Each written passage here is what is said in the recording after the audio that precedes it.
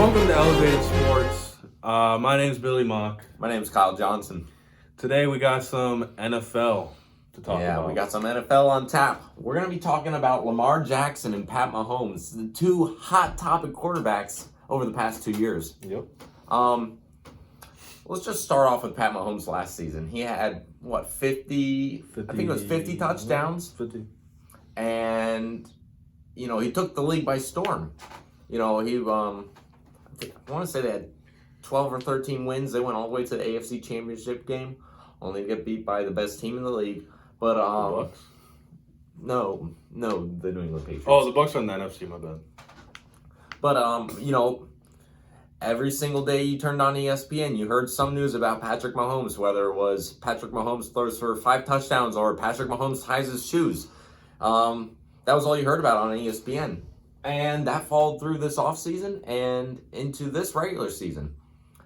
But it was odd because at the beginning of this season, we started to see Lamar Jackson take off. But we didn't hear anything about Lamar Jackson at the beginning of the season. It was kind of like, oh, Lamar Jackson's doing all right.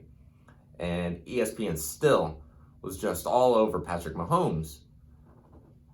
But then Patrick Mahomes got injured. And he had to miss a couple games. And you don't hear about Patrick Mahomes anymore. All you hear about is Lamar Jackson. Now, let me preface this. Do I think Patrick Mahomes is a good quarterback? Absolutely. Do I think Lamar Jackson is a good quarterback? Absolutely. In fact, when the Patriots refused to draft Lamar Jackson 2 picks in a row, I was furious. I love Lamar Jackson. I think he's a great quarterback. But is Lamar Jackson the next Pat Mahomes? Is that what we're seeing? Is he the next hot fad? Is he going to die out next season when the next hot quarterback steps in? Or is Lamar Jackson going to stand the test of time? That's a good question. That's a very good question. I think Lamar Jackson is going to stand the test of time. I hope so. I think he's really leading the charge of this new wave of quarterbacks. Lamar Jackson, Pat Mahomes, Deshaun Watson. I mean, he's really the epitome of what the new quarterback is. Right. And I watched them play the Rams on Monday Night Football a couple weeks ago, and I even said I thought it was going to be very similar to the Rams Chiefs Monday night game from last year, the crazy game. I thought it was going to, I thought it was going to be back and forth. I mean, the Ravens made Lamar. I say the Ravens. Lamar Jackson made the Rams look like a little league team. It was crazy. And no, I don't like watching blowouts in sports, but I kept this game on and I just kept watching Lamar Jackson. Do his thing. It was absolutely fascinating. It's very entertaining. It's like seeing a running back in his prime, but he's a quarterback. Exactly. I mean, people are saying, is this the next Michael Vick? Hopefully not. Hopefully he doesn't dogfight, but I think he'd be better than Michael Vick. I think so. I like Lamar Jackson, but I am worried about just this whole fad thing that the NFL has going on, where we see quarterbacks go in and they're hot, and then as soon as they start to slump, that next new guy steps up, and you completely forget about him. You forget about the other guy. So I hope that doesn't happen to Lamar Jackson. I hope he has a successful career, but I am worried about that. Pat Mahomes or Lamar Jackson, who are you starting a franchise with? Well, I think in our intro video, I think I said Pat Mahomes. So I think I'm going to have to stick with Pat Mahomes because I am starting a franchise with a quarterback and I want somebody who can throw the ball. If I wanted somebody primarily to run the ball, I have Christian McCaffrey as the guy I would start. True. And that's no discredit to Lamar Jackson. But when you break it down as a quarterback who's better at throwing the ball, I'm going to have to say Pat Mahomes is much better at throwing the ball than Lamar Jackson. He is much better. I would love to see Lamar continue to improve with his arm. His accuracy has been off. I mean, last season especially, that was kind of the downfall, is the accuracy. He has improved on it, and I think he will continue to improve if he becomes one of those top-tier throwers and already the best runner in the league. He can do something serious in this league. I have a crazy question for you. I thought about this question last night. Stay with me here. Stay with me. You're held hostage. Okay. All right. Great start. The person holding you hostage has a deal for you. Okay. He says either you can. He says, I'm not going to kill you.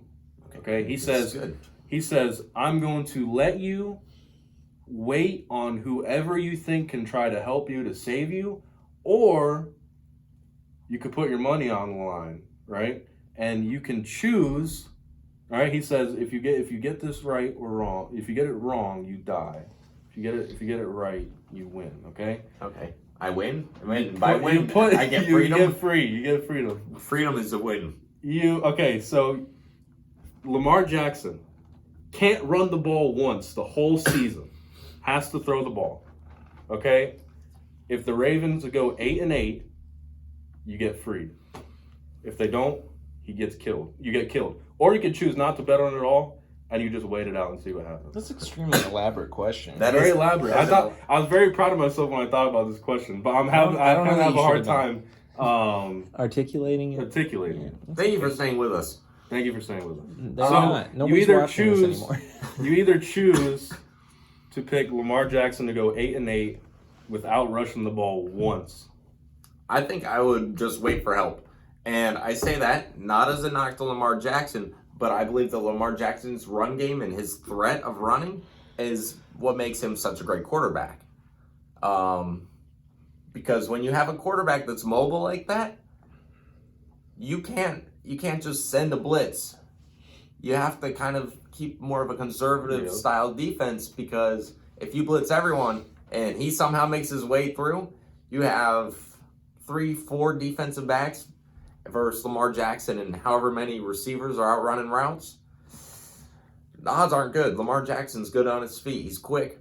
I don't like the odds of that. And it's because of his speed and athleticism outside of the pocket that makes him so dangerous, because teams are like, I don't know what he's going to do.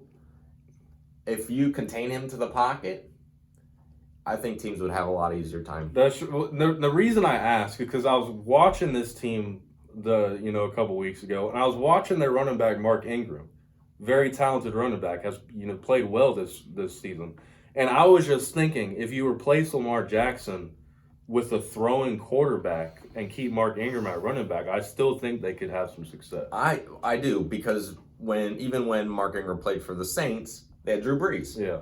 And he was successful there, even in a backup position behind Alvin Kamara. So I do think Mark Ingram would absolutely still thrive, but I think if they're dependent on... But then once again, we have Drew Brees as quarterback in that situation, and he's a much better thrower than Lamar Jackson is. So I believe the running game would still thrive, but I think the passing game would fall back significantly. Yeah.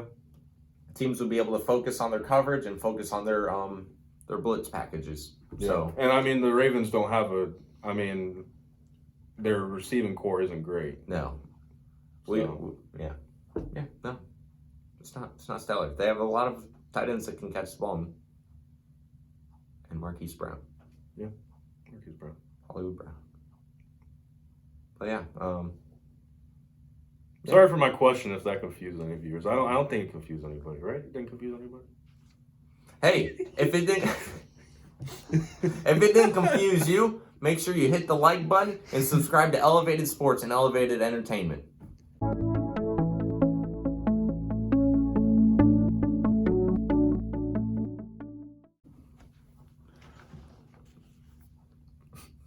Just got indigestion. Sorry. Leaving that in there. Okay. Maybe I'm not. I'm starting to get grossed out. So am I. Keep internal indigestion. I've never seen that before. Yeah. Sorry. Blooper. Oh, wow. Oh my gosh. Next on Elevated Chick-fil-A normally does this to me. Chick-fil-A. We'll talk about that later. It's enjoyable.